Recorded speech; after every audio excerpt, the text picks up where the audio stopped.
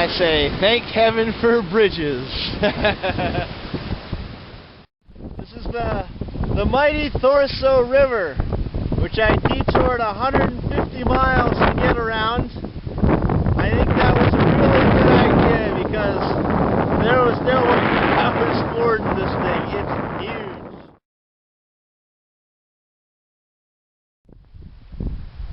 Well, rather than cross the glacier on the glacier itself, where it'd likely be very slippery and a couple of holes, I've decided to go ahead and ford the outlet, which is a little heavier than I'd expected, unfortunately, and it's probably really cold too, seeing as how there are chunks of ice floating in the river. So thankfully it braids in 3 places here, and it looks like I'm going to be able to get across. Hopefully it's not too deep and I can make this as painless and as smooth as possible. Decided to do the first ford right here. It's a little not quite as long as it looks, and then the second ford will be right over there, and then the last ford last above that. Last ford looks like it might be the most challenging. It's the swiftest, but I have no idea how deep this water is, seeing as how it's like a mud soup. So hopefully it's not too deep. Thankfully it's not going too swift here. Alright, well, I am safely across the river. Woo! My feet are very, very cold. I can't feel them. And I just want to reiterate how cold this water is. That is part of the glacier in the water.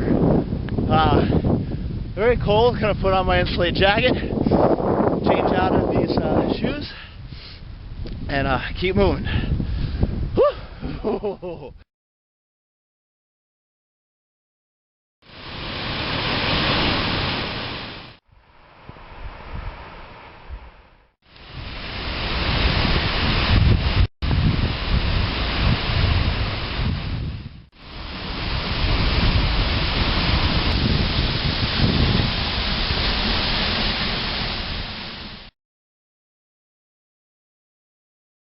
But I'm right at the edge of the glacier. This is very, very neat.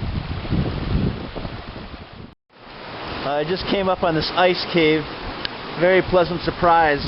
On top of it is a bunch of gravel and boulders, and you'd think that you're just in a moraine, but in fact the glacier is underneath all this stuff. I'm probably still standing on the glacier right now.